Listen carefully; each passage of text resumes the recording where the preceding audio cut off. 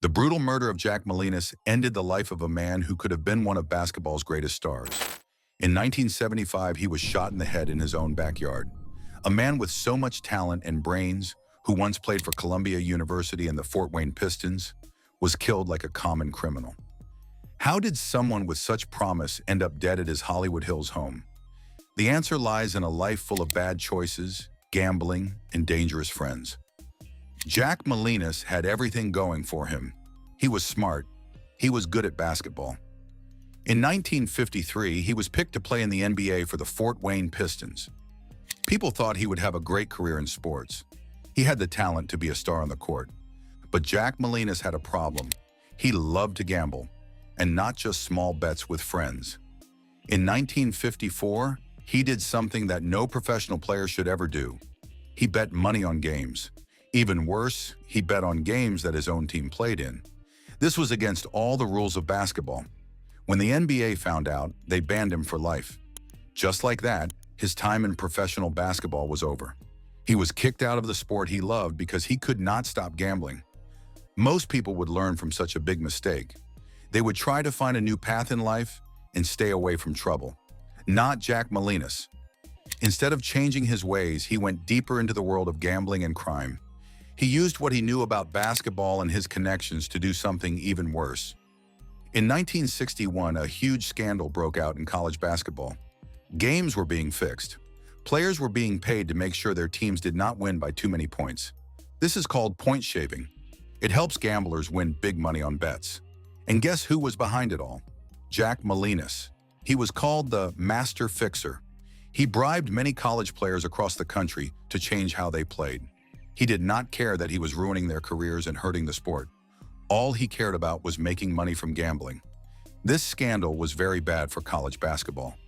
It made people doubt if games were fair. It destroyed the futures of players who got caught up in it. Even Connie Hawkins, who later became a Hall of Fame player, was linked to the scandal, though he was later cleared in court.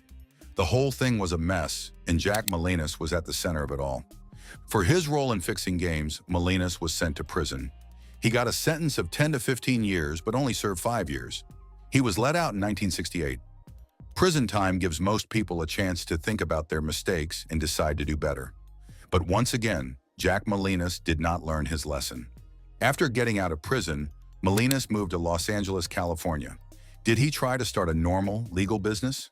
Instead, he jumped right back into crime. He began working with the mob, selling fur coats that were brought into the country illegally. He also started selling dirty movies. He was shipping these movies from Taiwan. People called him a gambling figure and porn film distributor. In 1973, he was arrested again for these crimes. It was clear that he was going downhill fast. The people Molinas worked with were very dangerous. In 1974, one of his business partners, Bernard Gusoff, was beaten to death. This showed just how risky Molinas' world had become. When your friends and partners start getting killed, it is a sign that you are in serious trouble. But Molinas kept going down this dark path. On August 3, 1975, Jack Molinas met his end. He was standing in the backyard of his fancy home in the Hollywood Hills when someone shot him in the head. He died right there. He was 43 years old. The police did not think this was a random killing or a robbery gone wrong. They knew right away that this was planned. This was what people call a mob hit. The killer used a small gun, probably a .22 caliber. Some reports say it might have had a silencer on it, which makes the gun very quiet. This is the kind of weapon professional killers often use. Why was he killed? The most likely reason is that he cheated the wrong people. Reports say he was killed for cheating mafia loan sharks. In the world of organized crime, if you take money from the mob and do not pay it back, or if you try to cheat them, you can end up dead. That is what happened to Jack Molinas. The murder was clearly done by someone who knew what they were doing. The killer knew where Molinas lived and when he would be home. They shot him once in the head, making sure he would die. They did not leave much evidence behind. All of this points to a professional hit carried out by someone hired to kill Molinas. After the murder, police began looking for the killer. Federal officials got involved too, showing how serious the case was. They believed it was connected to organized crime, which made sense given Molinas' history and the way he was killed. The big break in the case came when they found out who pulled the trigger. A man named Eugene Connor was arrested for the murder. Surprisingly, it was Connor's own brother who turned him in. This family betrayal led to Connor being caught. In 1978, 3 years after the murder, Eugene Connor was found guilty of killing Jack Molinas.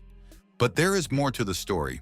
While the man who fired the gun went to jail, the people who hired him were never caught. The police and courts were able to convict the hitman, but the mob bosses who ordered the hit got away with it. This is often what happens with organized crime. The big bosses stay safe while the people who work for them take the fall. When Jack Molinas was killed, you might think it would be big news. After all, he was once a famous basketball player, and he died in a mob hit. But strangely, his murder did not get much attention from the public. The trial of his killer did not make headlines either. It seems that by 1975, people had forgotten about Jack Molinas, or they just saw him as a criminal who got what was coming to him. Over time, though, people became more interested in his story. Books were written about him. One book, The Wizard of Odds, How Jack Molinas Almost Destroyed the Game of Basketball, by Charlie Rosen, tells the full story of his life. Another book, Broken Trust, The Murder of Basketball Star Jack Molinas, by Jerry Marcus, looks at his murder and uses it to talk about bigger issues in society. These books describe Molinas as someone who was always a little too smart for his own good. He was very bright, but he used his brains for the wrong things. He could have done so much with his life, but he chose crime instead. Even before he died, Molinas was trying to tell his own story. He gave interviews to a writer named Milton Gross for a book, but that book was never published. It seems that even in this, Molinas caused problems. The writer's family thought Molinas had stopped the book from being published. Even when trying to share his story, he could not stay out of trouble. The story of Jack Molinas serves as a warning. He shows us what can happen when someone with great gifts makes bad choices again and again. His fall from grace was steep. He went from being a promising NBA player to the mastermind of a huge scandal, to a criminal working with the mob. And in the end, he paid the ultimate price for his choices. Jack Molinas' death was violent, but it was not surprising given the life he led. When you get involved with dangerous criminals, when you cheat people who solve problems with guns instead of words, you put your life at risk. Molinas knew the risks, but he took them anyway. The path that led to his murder began years earlier, when he first decided to bet on his own games. That choice led to him being banned from the NBA. Then he decided to fix college games, which led to prison. After prison, he chose to work with the mob. Each bad choice led to the next, creating a chain that ended with a bullet in his backyard. While his killer, Eugene Connor, went to jail, the full truth about who wanted Molinas dead remains hidden. The mob figures who ordered the hit were never brought to justice. This is often how it goes with organized crime. The person who pulls the trigger might get caught, but the bosses who give the orders stay free. In the end, Jack Molinas is remembered not as a basketball star, but as a cautionary tale. His story shows the dark side of gambling addiction and what can happen when someone gets mixed up with organized crime. Violence is how these criminals solve their problems, and Molinas found that out in the worst way possible. Jack Molinas had a brilliant mind and real talent on the basketball court. He could have been great. He could have had a wonderful career and a good life. People at Columbia University still remember how smart and talented he was, but he threw it all away for gambling and easy money. He chose a path that led him into danger, and that path ended with his murder. Even today, years after his death, Jack Molinas' story fascinates people. Books continue to be written about him.